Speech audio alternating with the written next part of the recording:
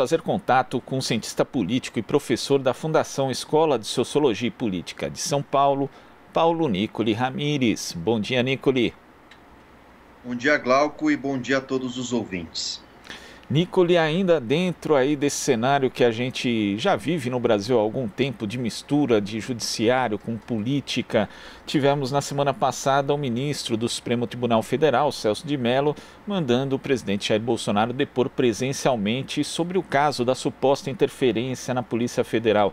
De acordo com Celso de Mello, depoimento por escrito só é garantido a chefe de poder que seja testemunha ou vítima em processo, e não como é o caso do presidente, em que ele não é testemunha, ele é um investigado. Como é que você viu essa decisão, Nicoli? Bom, representa mais lenha na fogueira, né, na disputa entre o STF e a presidência da República, né?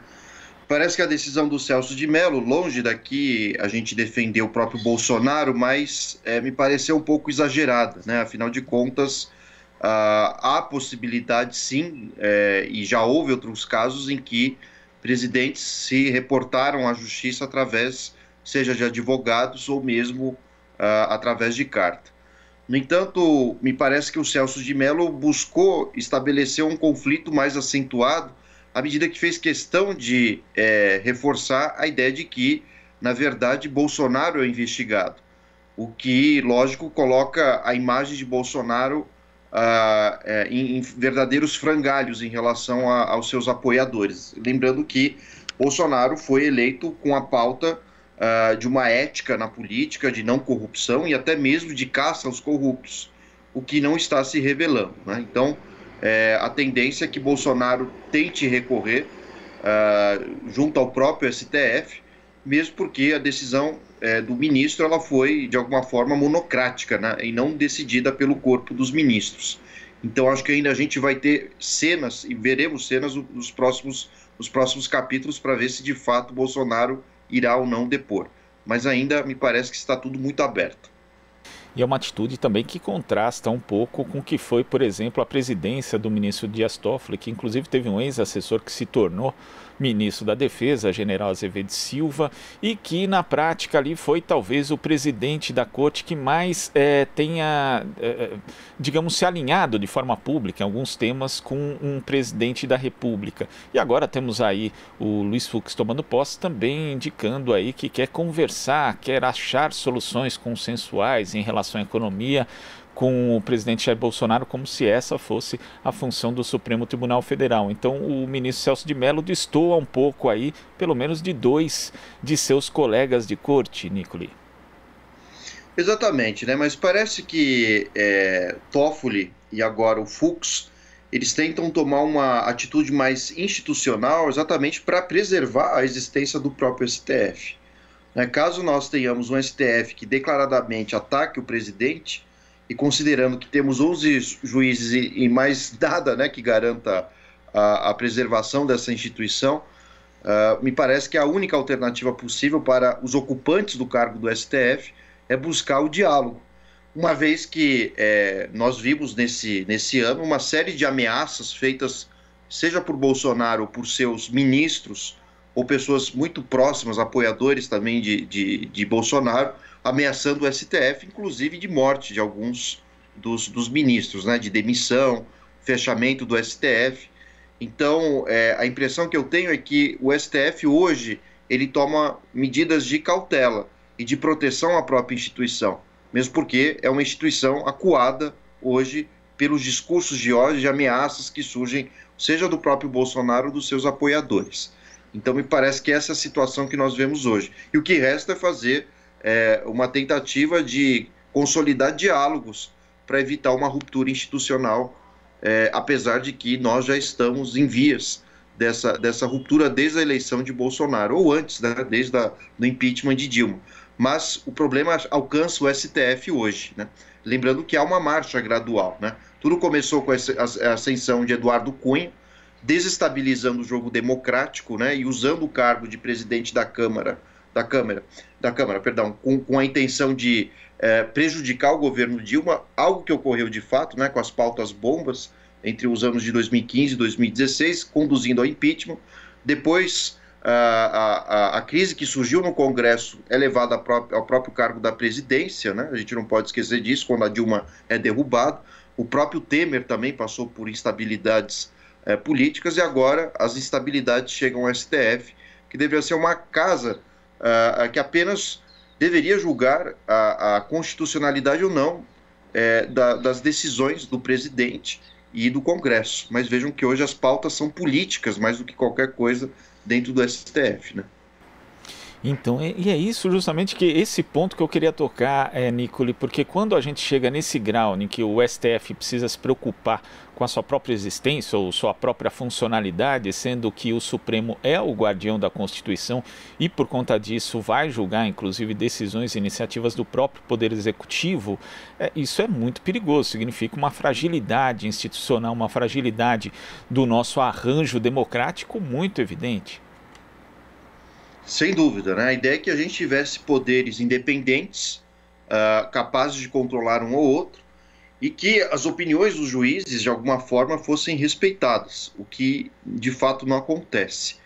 Então, como eu disse agora há pouco, ao mesmo tempo que há um processo de politização do STF, que não vem de agora, né? Mas a gente viu no caso do julgamento do Lula, e até mesmo absolvição de outros investigados da Lava Jato, né, o caso da Aécio Neves, né, que teve alguns casos suspensos pelo próprio STF, porém, por outro lado, o STF enfrenta hoje uma crise de legitimidade, mesmo em relação à sociedade e em relação aos outros dois poderes.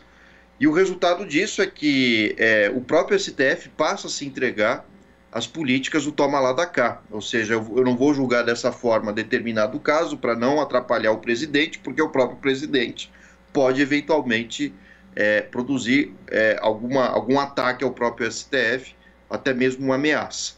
Então esse ano foi um ano gravíssimo, né, em que nós vimos manifestantes pró-Bolsonaro em frente ao STF, seja pedindo golpe militar, intervenção militar no STF, então é uma situação que me parece muito incômoda para os componentes do judiciário. E o que resta a esse poder é promover verdadeiras negociatas hoje com o governo federal, né, com o presidente da República, como a gente expôs aqui, para manter a legitimidade e a sustentação desse poder. Agora falando inclusive ainda da relação entre poderes, né? Nós tivemos aí o presidente Jair Bolsonaro vetando parte do perdão às igrejas, né, que foi votado ali no Congresso Nacional, mas ele mesmo, por meio de uma rede social, estimulou a derrubada do próprio veto. Diz que, na verdade, fez isso porque foi aconselhado pela equipe econômica de que poderia incorrer até em crime de responsabilidade, mas aí ele mesmo estimulou que o Congresso Nacional derrubasse o seu veto. Como é que você vê esse tipo de situação, Nicole? Bom, Bolsonaro, do ponto de vista político, tem atitudes bipolares, né? No sentido de ter um discurso nas redes sociais para agradar os seus 30% de eleitores, que é um público mais radical, conservador, e muitas vezes com todas as pautas, né, xenofóbicas, racistas, enfim, contra a democracia. Mas, por outro lado, o Bolsonaro, ao longo desses quase 2 anos de governo, foi de alguma maneira sendo pressionado a exercer os papéis protocolares de presidente da República, né? E o caso típico é dessa questão a respeito de exigir a cobrança das dívidas das igrejas, né? Então é importante a gente parar para pensar nisso, né? Que o presidente da República ele não pode agir conforme bem entenda ou de acordo com o que dê na cabeça dele. Existem atitudes, são, como eu disse, protocolares, que pertencem ao cargo, à instituição.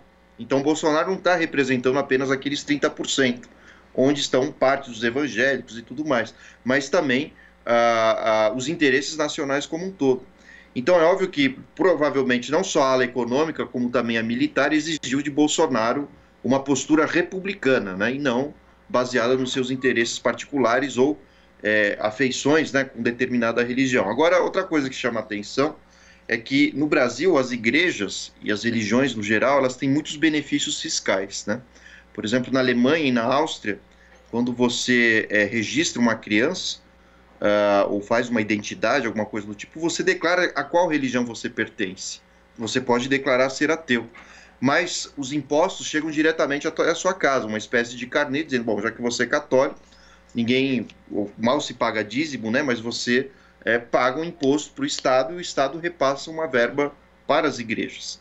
Né? Então vejam que é diferente do que ocorre aqui no Brasil, em que essas igrejas têm uma série de benefícios, não pagam impostos, ocupam espaços para promover verdadeiros shows, que representam, na verdade, todo um processo de arrecadação de recursos, que não é pouca coisa, são recursos milionários, bilionários. A gente viu casos não só com as igrejas evangélicas, mas a própria Igreja Católica recentemente, se envolvendo em casos de compra de fazendas, de terrenos. Então me parece que a gente precisa de uma reforma dos impostos em termos de cobrança das religiões, né? Ou seja, são hoje atividades lucrativas, que têm meta, que estabelecem prazos de pagamento, enfim, é como se fosse literalmente uma empresa.